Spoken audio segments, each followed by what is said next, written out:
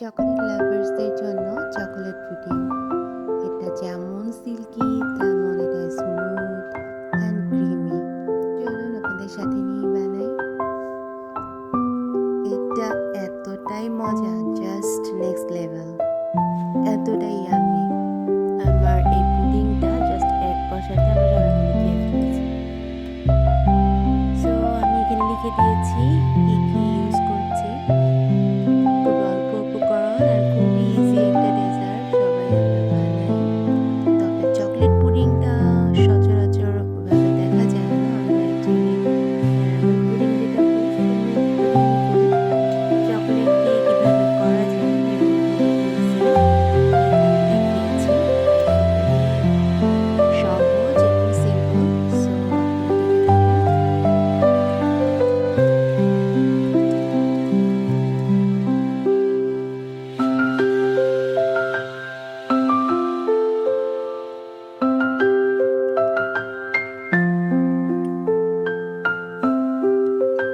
Chocolate সসটা আমরা একটু থিক করব।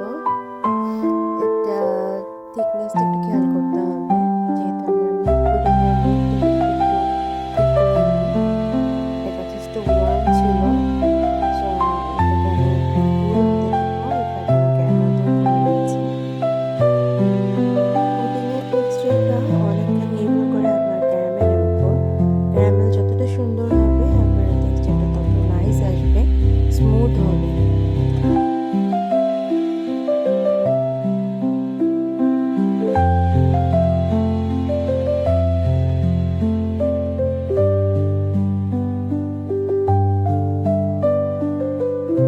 আমার এই চকলেটের মিক্সচারটা অনেক বেশি গরম ছিল, তো আমি এটাকে একটু ঠান্ডা করার চেষ্টা করছি।